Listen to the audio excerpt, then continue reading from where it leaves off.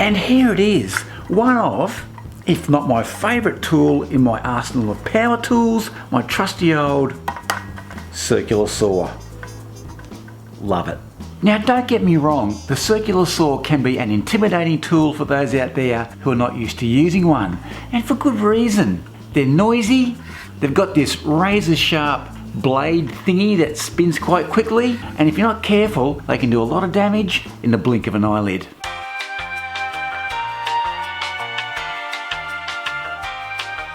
Case in point, meet Exhibit A. That is the photo of a good friend of mine's hand who recently just had a close encounter with a circular saw. I think it's fair to say that he won't be hitchhiking anytime soon. That was nasty.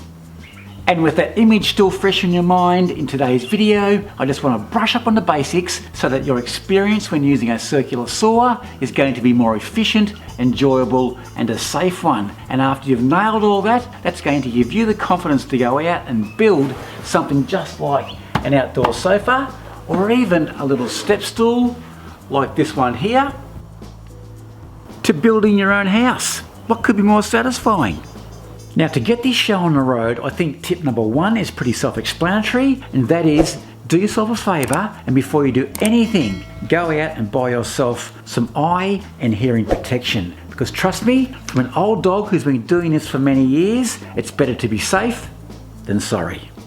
Now this snazzy looking tool is called a speed square, and it's a great thing to have for doing beautiful square crosscuts with your circular saw. And I'll leave a link to one of these down below if you're keen to check them out. And to use it, just place the base of it, that edge, hard up against the piece you're working on. Now also ensure that this piece is clamped down so everything is nice and secure. Then all you need to do is to run the base or the shoe of your circular saw hard up against that edge, and Bob's your uncle. Now you can hold this with one hand, but if you aren't confident, grab yourself a clamp and you can simply clamp that in place. Too easy.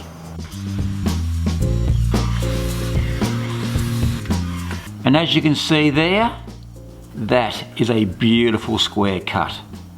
Now this next one's going to be a two-tip combo, and that is to get a really nice straight cut. All I do is use a level or a straight piece of wood and clamp it down on either end of the piece that we're trying to cut. And then simply with your saw, use the edge of the saw base and run that hard up against the level, and you'll finish up with a beautiful straight cut. Now one thing to remember, say this is a line that we're trying to cut nice and straight, we need to set the level back from that line, the distance from the edge of the saw base to the edge of the saw blade. And then once you do that, clamp the level in place and you're good to go. And the other tip is, whenever you're cutting plywood, because the saw blade spins in an upward motion, it tends to burr that surface. So what you can do is with your level, place it on our line, just like that, and then with a Stanley knife or a utility knife, give that a really good score, which will break that grain and hopefully prevent some of that burring.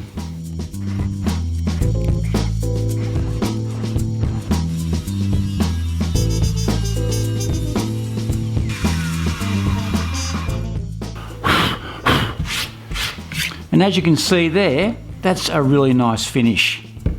I like it. And if you want to get a bit more serious, you can actually buy a straight edge that has a clamp integrated on either end. They're absolutely fantastic and make crosscuts like this an absolute breeze. So I'll link to those down below if you want to check them out. Now today's video is brought to you by today's sponsor, me. You've probably heard me banging on about how I've been working on creating a circular saw masterclass. Well, I'm pleased to announce that it is here, it is live and ready to download. So who's this course for? I'm glad you asked. It's for anyone who uses a circular saw, from the nervous beginner just starting out to even the more experienced user who may just need a bit of a refresher course to gain their confidence back. The masterclass is jam-packed full of useful information, including video tutorials, valuable time-saving resources, project builds complete with plans, and a whole host of other bonuses. And let's face it, who doesn't love a good bonus? And they're all designed to help build up your confidence when using the circular saw. So why waste your time and learn the hard way?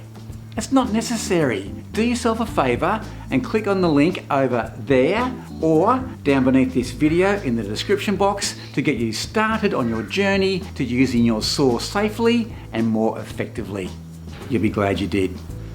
I look forward to seeing you over in the masterclass, and now let's crack on with tip number 5. Now if you need to do an angled cut, you might realise that the saw guard can actually cause a few problems. The reason being is that when you hit that cut on a funny angle, the guard hits first and tends to make the saw want to wander or even bind, and you don't want that to happen. So to prevent that, prior to the cut, retract that guard, line the blade up with the mark, start the motor, enter the cut by about 1 inch, and then release the guard and continue cutting.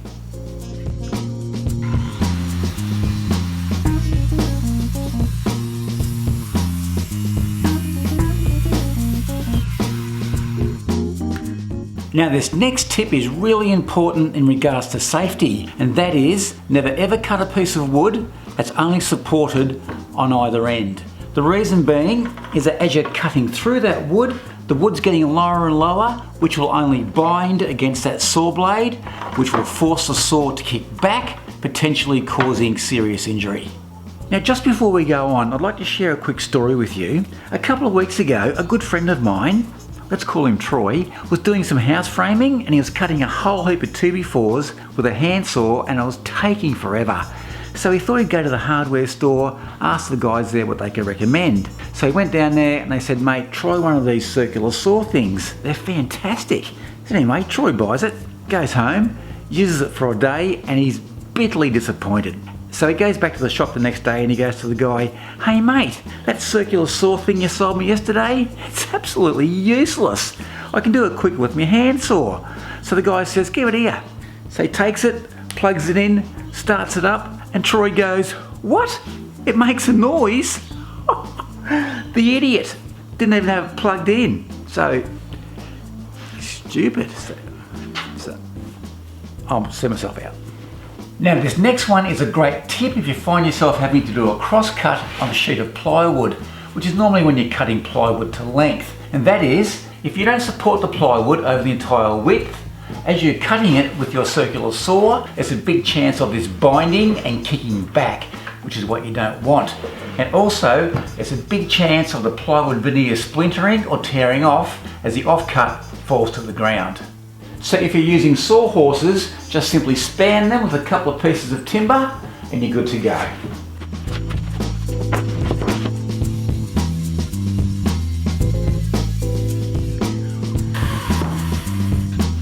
Beautiful.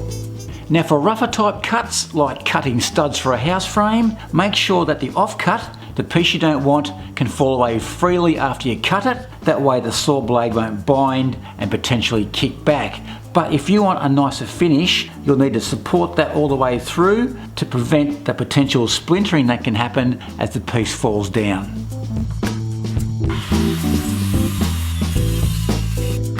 Now as a bonus tip in regard to what blade to select for woodworking, if you're doing construction or landscaping, the 24 tooth is the way to go, and for more finer work like carpentry trim, I'd be going for a 40 to a 60 tooth model.